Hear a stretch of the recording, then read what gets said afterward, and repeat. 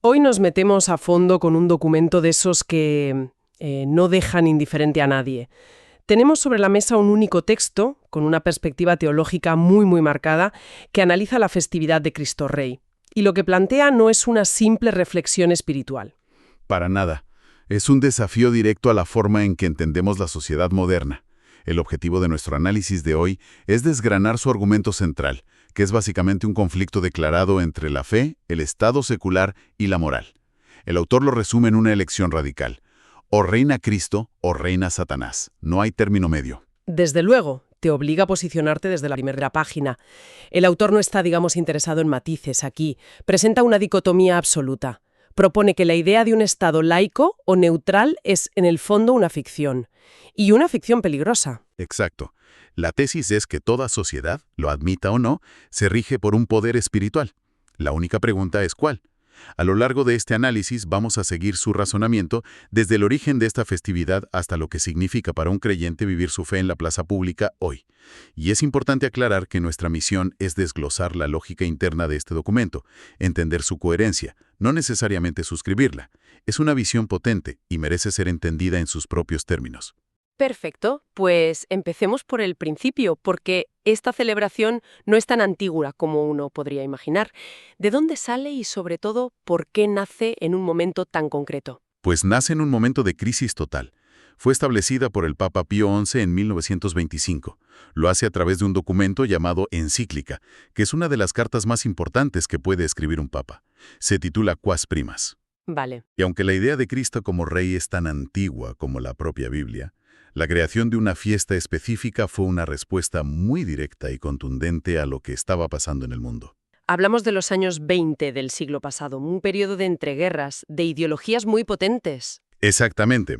El documento la califica, sin rodeos, como una declaración de guerra contra el secularismo agresivo que estaba en pleno auge. Para entender la urgencia de Pío XI, el texto nos sitúa en un contexto brutal.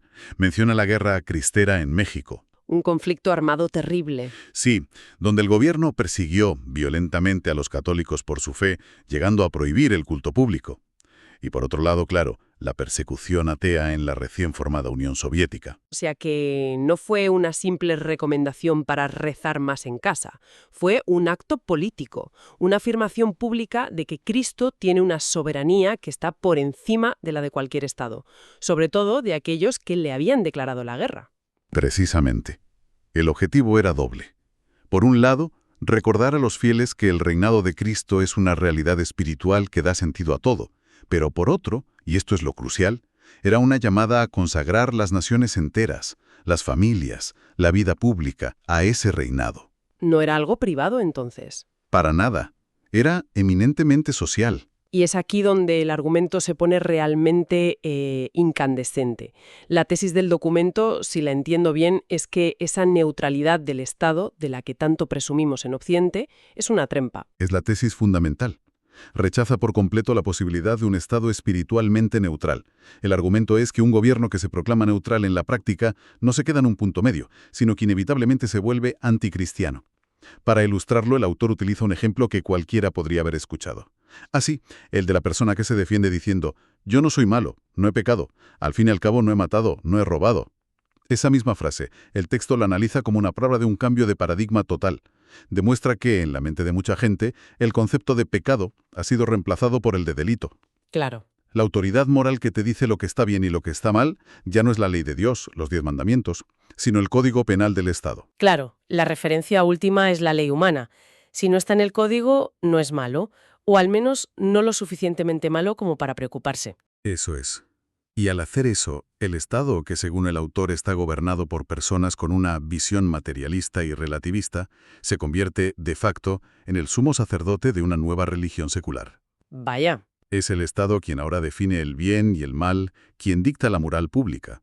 Y en esa nueva moral, Dios es irrelevante. Y esta idea de que el Estado es el que define la moral no surge de la nada. El documento le pone una fecha de origen aproximada, ¿no? ¿Nos lleva bastante atrás? Sí, nos lleva hasta el siglo XVII, al final de la devastadora Guerra de los 30 años. El Tratado de Westfalia, que puso fin al conflicto, popularizó en la práctica la idea de que la religión debía ser un asunto privado, para evitar futuras guerras. Fue una solución política, bueno, pragmática para el abad. Una solución que funcionó para detener las matanzas, ¿sí? Pero el documento argumenta que esa solución tuvo una consecuencia no deseada a muy largo plazo, que fue vaciar la plaza pública de un marco moral compartido y abrir la puerta para que el Estado se convirtiera en el único árbitro de la moralidad. Ahí está la clave de la crítica. El texto distingue entre el Estado laico en teoría y el laicismo en la práctica. Un Estado laico, idealmente, sería un árbitro imparcial que garantiza la libertad y permita que todas las visiones del mundo compitan en igualdad de condiciones en el debate público. Pero lo que el documento denuncia como laicismo es otra cosa. Es una ideología que, bajo una máscara de neutralidad, lo que busca activamente es silenciar la voz religiosa y expulsarla del debate. Exacto. El argumento es que no se puede ser neutral frente a la nada. El vacío que deja una cosmovisión siempre es ocupado por otra. El laicismo, según esta perspectiva, no es la ausencia de religión, sino que se convierte en la religión de facto del Estado. Una religión sin Dios, pero con sus propios dogmas. Eso es, dogmas como la autonomía radical del individuo o la primacía del deseo sobre la realidad.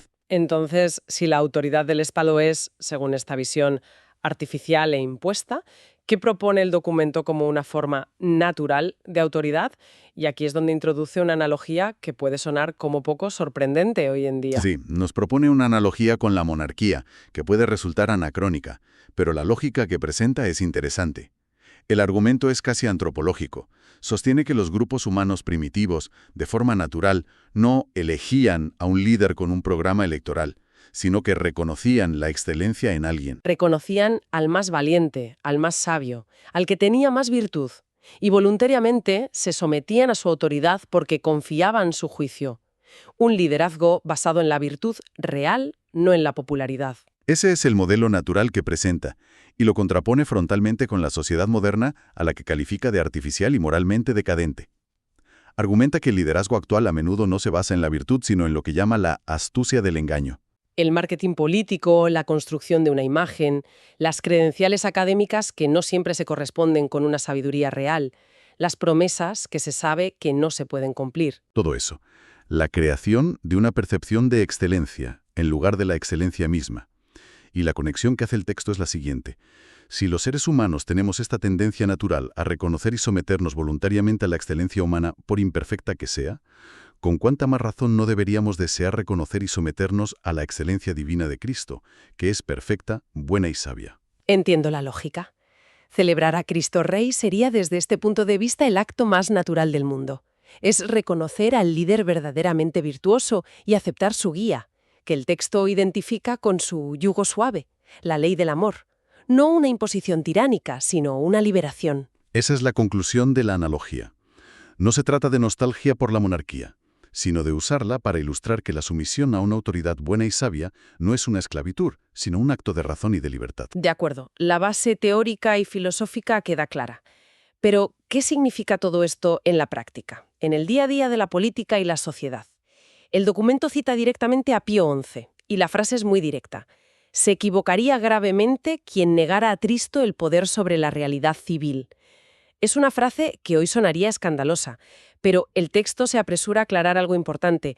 No está pidiendo una teocracia, es decir, un sistema donde los sacerdotes u obispos gobiernen directamente el Estado. Ah, vale. El concepto que propone es distinto, el teocentrismo, que significa literalmente poner a Dios en el centro, no como gobernante directo, sino como referencia última. Exacto. La idea es que las leyes y las políticas de una nación deben estar como mínimo en armonía con la ley divina y la ley natural. El argumento es que sin ese límite, sin una verdad moral que esté por encima del poder político, las leyes humanas se vuelven absolutas y pueden acabar justificando cualquier cosa. Y el texto da ejemplos muy concretos de lo que considera injusticias derivadas de ignorar esa ley superior. Sí, menciona la legalización del aborto o lo que denomina la teoría de género como ejemplos de políticas de Estado que, desde su perspectiva, no solo son inmorales, sino que se oponen a la realidad creada por Dios y, por tanto, a la larga, son destructivas para la propia sociedad. La idea es que un Estado que legisla contra la ley natural está cerrando la rama sobre la que está sentado. Y para llevar este punto al terreno personal, a la figura del creyente en la vida pública, El documento recurre a un caso muy mediático de la política estadounidense reciente. Sí, el de la jueza Amy Coney Barrett, durante sus audiencias de confirmación para el Tribunal Supremo de Estados Unidos. Es un momento muy revelador. Una senadora, en un tono claramente crítico, casi como una acusación, le espetó: "The dogma lives loudly in you". El dogma vive intensamente en usted. La intención era señalarla como alguien no apta para el cargo, por ser demasiado religiosa, por no poder ser imparcial. Esa era la intención, pero el documento le da una vuelta de 180 grados a esa frase y la presenta como el mayor elogio que se le puede hacer a un cristiano en la vida pública. Increíble. Afirma que ese es precisamente el ideal de figuras como Santo Tomás Moro, que estaba dispuesto a obedecer al rey en todo, excepto en aquello que iba contra la ley de Dios. Su lema era ser un buen siervo del rey, pero primero de Dios. Es increíble cómo una frase pensada como una acusación se reinterpreta aquí como el máximo cumplido. Es un giro total, y pone el foco en una tensión que cualquier persona de fe que participe en la vida pública debe sentir. ¿Hasta qué punto mis convicciones más profundas deben guiar mis decisiones públicas? Claro. El texto responde sin dudar, hasta el final y a la vista de todos. Y esto conduce a la crítica final que hace el documento. Una crítica que ya no es hacia el Estado laicista, sino hacia los propios creyentes. Exacto. La gran tragedia que denuncia el autor es que a muchos católicos y cristianos de hoy ya no se les podría lanzar esa acusación. Y no porque no tengan fe, sino porque, según él, han cedido a la presión ambiental. Han aceptado la premisa de que la fe es un asunto estrictamente privado, algo para la conciencia personal y el domingo por la mañana. Pero que no deben molestar en la plaza pública. Eso es. Ni en el trabajo o en la política. Han perdido esa convicción pública por miedo a ser señalados. En resumen, hemos explorado una perspectiva sin concesiones. El documento parte de una celebración religiosa para construir una crítica muy profunda al Estado secular, a cómo entendemos el liderazgo y finalmente a la responsabilidad que tiene el creyente de no esconder su fe. El mensaje que lo atraviesa todo es que la neutralidad espiritual es una ilusión. Siempre se sirve a un rey, siempre se obedece a un dogma. La única elección es cuál. Y el texto cierra el círculo de una forma muy potente, conectando esta fiesta de Cristo Rey, que siempre se celebra al final del año litúrgico católico, con el final de los tiempos. Con el juicio final, entiendo. Exactamente. Trae a colación una pieza del Requiem de Mozart, el Rex Tremenda Majestatis, que se traduce como Rey de Tremenda Majestad. Es un recordatorio de que, según la fe cristiana, al final de la vida, toda persona, creyente o no, comparecerá ante ese rey para rendir cuentas no solo de su vida privada, sino de su impacto en el mundo. Claro. La realeza de Cristo, para el autor, no es una metáfora piadosa, es el destino final de la historia. Y como reflexión final para quien nos escucha, el documento sostiene que las leyes de una sociedad, lo que prohíbe y lo que promueve, revelan a qué autoridad espiritual se somete en última instancia esa cultura. Esto plantea una pregunta que va más allá del propio texto. Si asumimos que no es una ley divina explícita, ¿cuáles son los dogmas no declarados, los sistemas de creencias ocultos que realmente fundamentan las normas y leyes de nuestras sociedades hoy en día?